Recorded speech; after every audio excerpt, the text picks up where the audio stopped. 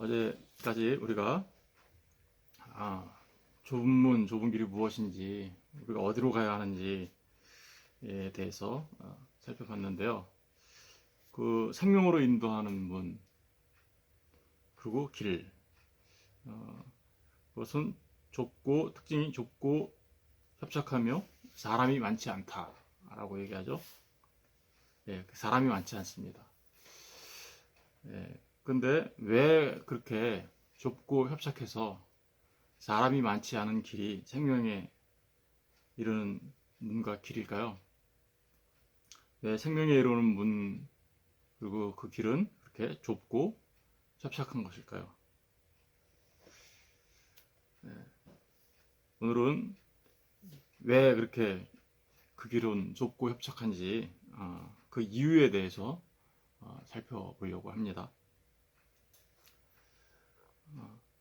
사람이 많지 않습니다. 그죠?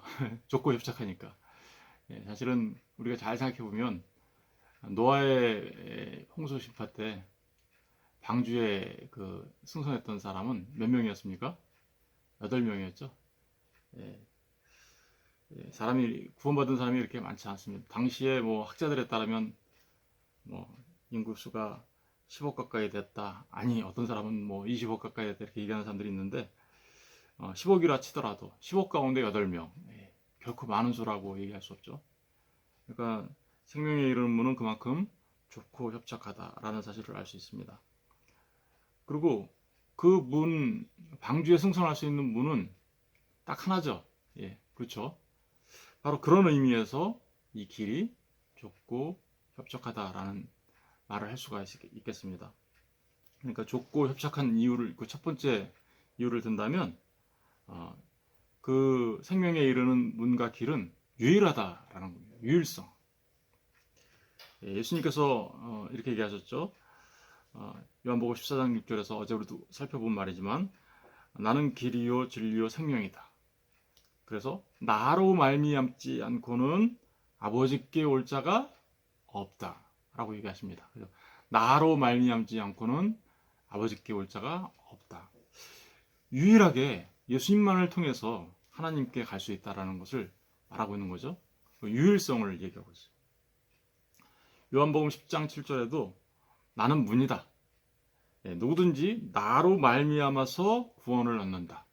구원 얻는, 생명 얻는 그 길은 예수님을 통해서만 가능한 것을 말하고 있습니다. 그래서 그 문을 들어가고 나가며 꼴을 얻는다라고 얘기하고 있죠. 사도행전 4장 12절에는 이렇게 기록되어 있습니다. 다른 이로서는 구원을 받을 수 없나니 천하 사람 중에 구원을 받을 만한 다른 이름을 우리에게 주신 일이 없습니다. 그렇죠. 다른 이로서는 구원받을 수 없습니다. 천하 사람 중에 구원을 받을 만한 다른 이름을 우리에게 주신 일이 없습니다. 그것은 유일하신 생명의 문으로 유일하게 생명의 문이 되어 주시는 우리 주 예수 그리스도 이름만이 우리를 구원할 수 있음을 말하고 있습니다. 그러니까 이 길이 좁고 협착한, 좁다라는 말의 의미가요, 유일성을 말하는 거예요. 유일성. 디모데전서 2장 5절에는 이렇게 얘기하고 있죠.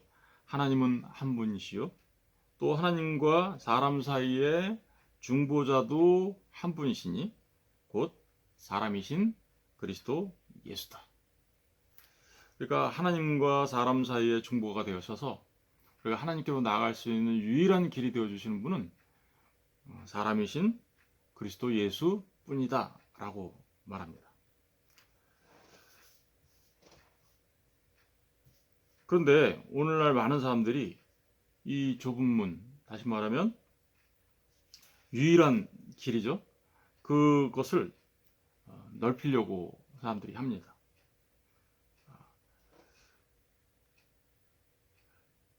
또 다른 길이 있다라고 얘기합니다. 길을 넓힐 뿐만 아니라 또 다른 길이 있다라고 얘기하죠. 사람들이 흔히 이렇게 얘기하죠. 에이, 뭐 돌아서 가도 어떻게든 서울만 가면 되지. 북한산을 등산할 때 보면 여러 가지 그 등산 정상에 올라가는 길이 있죠. 그런데 뭐 정상만 가면 됐지 뭐 이 길로 북한산 장쪽에서 올라오면 어떻고 불광동 쪽에서 올라가면 어떻고 구기터널 쪽에서 올라가면 어때? 예, 어쨌든 올라가기만 하면 되지라고 얘기하면서 그 길이 다양하다라고 이야기합니다. 예, 그들이 그렇게 얘기하는 것은 관용주의와 포용주의, 예, 그리고 진리는 상대적인 거지 뭐 절대적인 진리가 어딨어 라고 말하고 싶은 거죠. 그런데 분명히 말씀드리는데요, 북한산은 올라가는 길이 여러 가지 있을 수 있고 서울 가는 길은 여러 가지 길이 있을 수 있지만 아버지께로 가는 길은 유일하게 한 길뿐입니다. 그것은 바로 우리에게 생명이 되어주시는 예수 그리스도 뿐이십니다. 여기에는 관용과 포용이라는 말이 허용되지 않습니다. 뿐만 아니라 혼합이란 말도 허용되지 않습니다. 상대적 진리, 사람들은 상대적인 거다라고 요즘에 이제 21세기를 포스트 모더니즘 시대라고 얘기하면서 모든 것은 상대적인 거지, 진리 또한 상대적인 거지 라고 얘기합니다. 근데 잘 생각해 보십시오. 상대적인 진리 그 자체가 모순인 거죠. 그죠? 진리는 결코 상대적이지 않습니다. 절대적인 것이죠. 오늘날 이렇게 그 좁은 길을 넓히려고 하는 사람들이 있는가 하면 또 어떤 사람들은 길이 다양하게 있다라고 얘기하면서 다른 길을 제시하는 사람들이 많이 있죠.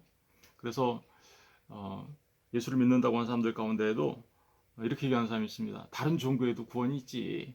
그냥 똑같이 하나님 부르는 거지. 하나님의 이름만 다른 거지. 똑같이 하나님 부르는 거야. 그 산속에 있는 절에 가도, 그리고 저기 힌두교 사원에 가도, 이슬람 그 이맘들이 가르치는 그곳에 가도 익명의 크리스찬은 있어 라고 얘기하는 사람들이 꽤 많이 있습니다. 그러나 분명하게 우리가 알아야 될 것은, 우리가 생명의 길로 가는 것은 유일하게 예수님 한 분뿐이라는 사실을 알고 분명하게 우리가 사람들에게 선포할 수 있어야 하고 또 말할 수 있어야 하겠습니다. 오늘날 이렇게 관용주의, 포용주의, 혼합주의, 포스트 모더니즘 사상이 교회 안에 들어와서 판을 치다 보니까 교회 자체도 사실은 많이 이렇게 변질되고 말았죠. 그래서 마당만 밟고 가는 사람들이 점점 많아지고 있는데, 그게 바로 예수님 없는 성령운동, 신비주의, 은사주의, 기복주의, 부와 건강의 복음, 고지론, 율법주의, 신인협력설, 그리고 신사도운동. 신사도운동은요, 정말 새롭게 자신들이 사도라고 하면서 풀 가스프리라고 하죠. 그러니까 초대교회 때 일어났던 모든 일들이 지금도 일어나야 된다고 얘기하면서, 오순절 성령운동은 계속해서 일어나야 된다고 얘기하면서 자기들 임파테이션, 성령을 임파테이션 이렇게 안수하면 나눠준다는 식으로 얘기하면서 아주 이상한 신비주의 운동을 펼치고 있는 사람들, 사실 오순절 운동과 거의 90%가 같아요. 그렇게 잘못된 곳으로 가는, 더더구나 요새 이제 교회 일치 운동을 한다고 그러면서 종교 통합 운동, 교회 일치 운동을 한다면서 타 종교와 관계를 맺게 하려고 하고, 또 종교 통합 운동, 교회 일치 운동 이런 것들 하면서 WCC, 그죠? 같은 그런 운동을 하고 있는데, 여러분, 교회 일치 운동은 어떤 제도나 조직이나 시스템으로 되는 문제가 아닙니다. 사실은 교회 일치는 진리 대신 예수 그리스도, 진리로 하나가 되어야 되는 거죠, 교회는. 그죠? 바로 그런 부분들을 우리가 꼭 기억해야 하겠습니다. 생명으로 인도하는 길이 좁은 이유는 유일성 때문에 그렇습니다. 두 번째로, 생명으로 인도하는 길이 이렇게 좁은 이유는, 좁고 협착한 이유는 사람의 힘으로는 들어갈 수 없는 길이기 때문에 그렇습니다. 사람의 힘으로는 어떻게요? 들어갈 수 없습니다. 한 부자 청년이 있었습니다. 예수님께 찾아와서, 선하신 선생님, 내가 무엇을 해야 구원을 얻으리까? 영생을 얻으리까? 라고 물어봅니다. 예수님께서,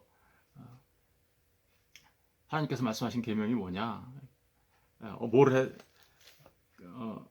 그러면서 그 계명을 다 지키면 아마 될걸? 라고 얘기해서 그 부자 청년이 이렇게 얘기하죠. 내가 어렸을 때부터 그거 다 지켰습니다. 그러자 예수님이 그에게 또다시 얘기합니다. 네가 갖고 있는 모든 소유를 팔아서 가난한 사람들에게 나눠주고 나를 따르라. 그러면 하늘에 보물을 쌓게 될 거다. 라고 얘기하자 그가 걱정하며 돌아가죠. 예, 그렇죠. 그 부자 청년은 자신의 힘으로 자신의 의를 통해서 자기가 율법을 다 지킴으로써 갈 수 있다라고 생각했었는데 모든 것을 다 팔고 예수님을 따르라고 하니까 걱정하며 돌아가고 말았습니다. 사실은 주님께서 율법을 다 지키면 할 수 있다라는 그 얘기는 정말로 네가 그걸 다 지켜서 그 문에 들어갈 수 없음을 깨달아 알고 나에게로 와야 돼라는 의미가 거기에 담겨져 있는 건데 그것을 알지 못한 부자 청년은 그냥 근심하고 걱정하며 돌아가고 말았던 것이죠. 그렇습니다. 그렇게 부자 청년과 같이 자기의 힘으로 자기 의를 세워 그죠? 하나님 나라에 들어가겠다고 하는 사람들은 결코 들어갈 수 없는 생명의 문이고 길이죠. 그런데 예수님께서 이렇게 얘기하시죠. 그것을 듣고 있던 제자들이 그럼 누가 천국에 들어갈 수 있습니까? 그 생명으로 들어갈 수 있습니까? 구원을 받을 수 있습니까? 라고 말하자 사람으로는 할 수 없으되 하나님은 하실 수 있느니라. 그 부자 청년이 사람으로 할 수 있다라고 생각하는 그들은 낙타가 바늘길을 통과하는 것보다 더 어렵다. 천국에 못 들어간다 라고 얘기하셨는데 그 불가능이 오직 하나님은 하실 수 있다 라고 얘기하고 계시죠. 결국 이 생명의 문, 좁은 길로 들어가는 것은 오직 하나님의 은혜로만 된다라는 것을 우리가 알 수 있습니다. 그래서 좁은 문, 좁은 길, 그리고 길이 좁고 협착하다라고 말씀드릴 수 있는 것이죠. 저는 저와 여러분에게 하나님의 크신 은혜가 있기를 주님의 이름으로 축원드립니다. 그래서 정말 사람으로 할 수 없는 그 일이 하나님의 은혜로, 그렇죠? 이미 우리가 하나님을 믿게 되고 그 좁은 문 좁은 길에 들어간 사람들이라면 우리가 그렇게 된 것은 우리의 힘으로 된 것이 아니라 정말 하나님의 은혜였다는 사실을 알고 늘 감사하며 살아가는 저와 여러분 되었으면 좋겠습니다. 세 번째로 길이 좁다라는 게 바로 유일성과 이제 사람의 힘으로는 안 된다. 하나님의 은혜만으로만 된다라는 의미라면 문이 좁다, 좁은 게 길이 협착하다라고 얘기하죠. 길이 협착하다라는 것은 도대체 왜 협착할까요?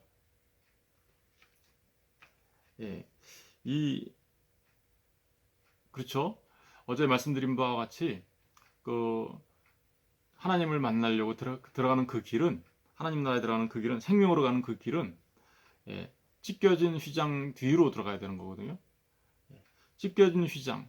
근데 그 휘장이 찢겨지려면 어떤 일이 있었어야 합니까? 예수님께서 십자가에 달려 죽으시는 일이 있어야 됐던 거죠. 그리고 부활하시는 일이 있었어야 되는 거죠.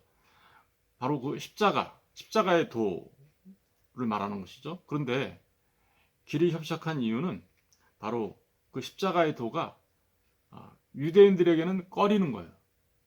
그리고 이방인, 다시 말하면 헬라인들에게는 그것이 미련해 보여요. 이방인들이 그렇게 미련해 보이는 이유는 그것이 단순하게 로마 병사들이나 헬라 사람들이 보기에는 극악한 죄인들이 죽는 곳이었기 때문에 그런 것이죠. 유대인들이 그것을 꺼린 것은 나무에 달린 자마다 전부 다 뭐예요? 저주를 받은 자라고 여겼기 때문입니다. 사실은 눈에 보이는 그런 것들로만 그 십자가를 바라보다 보기 때문에 그들은 그 십자가가 우리를 구원하는 하나님이 능력되는 것을 알지 못합니다. 그러다 보니까 그 자체가 뭐예요? 십자가가 그들에게는 걸림돌이 되는 거고요. 길을 좁게 만드는 일이 되고 마는 것이죠. 우리 고린도전서 잠깐 가서 볼게요.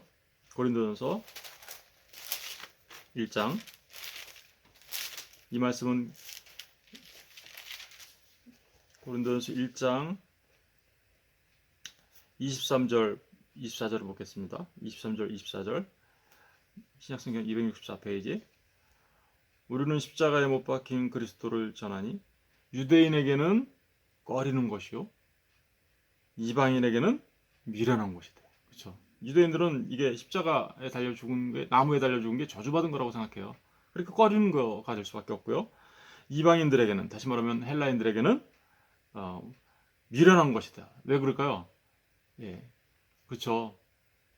그 십자가에 달려 죽는 사람들은 로마 정부의 극악무도한 그 형벌을 받은 그들은 큰 죄를 지은 사람들이다라고만 생각했기 때문에 그런 거죠. 그러니 그들이 그 십자가의 도를 알 리가 없었던 것이죠. 24절 보세요. 오직 부르심을 받은 자들에게는, 그러나 부르심을 받은 자들, 그죠? 하나님의 은혜로 부르심을 받은 자들에게는 유대인이나 헬라인이나 그리스도는 하나님의 뭐요? 능력이요. 하나님의 지혜니라. 그렇죠. 그것이 우리에게 생명을 주는 하나님의 능력이고 우리를 살려내는 하나님의 지혜였던 것이죠. 18절도 보세요. 18절. 십자가의 도가 멸망하는 자들에게는 그래서 미련한 것이요. 구원을 받는 우리에게는 뭐요? 하나님의 능력이다. 그렇습니다. 십자가의 도가 이렇게 그 지혜가 없는 자들에게는 꺼리는 것과 미련한 것이 되고 말기 때문에 결국은 그 길이 협착하게 돼요. 그들이 거기에 그 걸림돌에 걸려서 넘어지게 되는 것이죠. 우리 베드로전서 2장 6절과 8절도 한번 가서 보겠습니다. 베드로전서 2장 6절과 8절. 그 길이 좁고 협착한 이유를 지금 말씀드리고 있어요. 6장을 한번 읽어보겠습니다. 2장 6절, 베드로전서 2장 6절. 성경에 기록되었을 때 보라 내가 택한 보배로운 모퉁이 돌을 시온에 두노니 그를 믿는 자는 부끄러움을 당하지 아니하리라 하였으니 그러므로 믿지 않는 자에게는 건축자들이 버린 그 돌이 모퉁이의 머릿돌이 되고 또한 부딪히는 돌과 걸려 넘어지게 하는 바위가 되었다. 그렇죠? 여기 보니까 예수님 자신이 뭐예요? 건축자들이 버린 그 돌이 건축자들이 버린 그 돌이 믿지 않는 자들에게 부딪히는 돌이 되었다라고 얘기하죠. 그리고 넘어지게 하는 뭐예요? 바위가 되었다. 그러니까 이 길이 좁고 협착한 이유는 주님 자신이 믿지 않는 자들에게 부딪히는 돌 그리고 넘어지게 하는 바위가 되었다라고 얘기하고 있죠. 왜 그럴까요? 그게 꺼리는 것이고 십자가가 꺼리는 것이고 미련해 보이니까 아까 말씀드린 고린도전서에서 말씀드린 그래서 그런 거죠. 그러나 정말 믿는 자들, 그죠? 하나님께서 지혜를 주시고 은혜를 주신 자들에게는 예수님이 뭐가 돼요? 보배로운 모퉁이돌, 그죠? 보배로운 모퉁이의 머릿돌이 되어 주시는 것이죠. 바로 이게 길이 협착한 중요한 이유입니다. 이제 마지막으로 길이 협착한 좁고 협착한 네 번째 이유는 이 협착하다는 말 자체가 무슨 말이냐면 틀리고라는 말인데요. 이게 환난, 역경, 고난 이런 의미가 들어 있습니다. 그러니까 그 길은 환난, 고난의 길이에요. 고난의 길. 우리 사도행전 14장 22절을 가서 한번 볼게요. 사도행전 14장 22절. 사도행전 14장 22절. 212페이지. 다 같이 읽어보겠습니다. 사도행전 14장 22절 시작. 제자들의 마음을 굳게 하여 이 믿음에 머물러 있으라 권하고 또 우리가 하나님의 나라에 들어가려면 많은 환난을 겪어야 할 것이다. 이 길을 가는 사람들은 많은 환난을 하나님 나라 그러니까 생명의 나라, 생명의 아들의 나라 거기에 들어가려면 많은 환난을 겪어야 될 것이다 라고 얘기하고 있죠. 그러니까 어떻게 하래요? 제자들의 마음을 굳게 해서 믿음에 머물게 해라 이렇게 얘기하죠. 그래서 바로 이 길은 좁고 협착한 길입니다. 여러분 이 좁고 협착한 길이라는 게 우리 히브리서 11장 36절에도 한번 가서 볼게요. 어떤 건가? 히브리서 11장 36절. 히브리서 11장. 믿음의 사람들이 이 길을 가기 위하여 어떤 일을 경험했는지 성경이 우리에게 증언해주고 있는데, 한번 11장 36절부터 한번 읽어볼게요. 또 어떤 이들은 조롱과 채찍질 뿐 아니라 결박과 옥에 갇히는 시련도 받았으며, 돌로 치는 것과 톱으로 켜는 것과 시험과 칼로 죽임을 당하고, 양과 염소의 가죽을 입고 유리하며 군핍과 환난과 학대를 받았으니, 이런 사람은 세상이 감당하지 못하느니라. 그들이 광야와 산과 동굴과 토굴에 유리하였느니라. 여러분, 우리 믿음의 선배들은 방금 전에 읽은 이 본문과 같은, 너무나도 생각만 해도 그죠, 그 궁핍과 환난과 학대가 얼마나 심했는지 알 수 있을 만한 그런 길을 갔죠. 여기서 말하는 그 37절 마지막 부분에 궁핍과 환난, 이 환난이라는 말이 협착하다, 틀리보라는 말이에요. 그러니까 정말 그 십자가의 길, 그 생명의 길을 가는 사람들은 이런 환난과 역경과 고난의 길을 가게 되어 있는 거죠. 그러니까 그 길이 좁고 협착할 수밖에 없는 것입니다. 믿음의 사람들은 그러나 정말 그 길을 가게 됩니다. 요즘에 우리가 좀 여러 가지로 어려움을 겪고 있는데, 그죠? 이런 어려움은 우리 믿음의 선배들이 당한 그 어려움에 비하면 사실은 아무것도 아닙니다. 우리가 어떠한 환난과 역경을 당하더라도 우리의 믿음을 흔들리지 아니하고, 그죠? 곁길로 가지 아니하고, 좌로나 우로나 치우치지 아니하고, 오직 그 참된 길, 그 진리의 길로 가는 것이 바로 믿음의 사람들의 모습이라는 것을 깨달아 우리 또한 그런 길로 가야 할 줄로 믿습니다. 우리 데살로니가전서 3장에 가서 보겠습니다. 데살로니가전서 3장. 데살로니가전서 3장 3절부터 한번 읽어볼게요. 데살로니가전서 3장 3절부터. 아무도 이 여러 환난 중에 흔들리지 않게 하려 합니다. 디모데를 보냈어요. 이 데살로니가 교회에 사도 바울이 디모데를 보내줬는데, 그 디모데를 보내준 이유가 아무도 여러 환난 중에 흔들리지 않게 하려 합니다. 왜요? 디모데를 통해서 그들의 믿음을 굳건하게 세우려고 하는 것이죠. 우리가 이것을 위하여 세움을 받은 줄을 너희가 친히 알리라.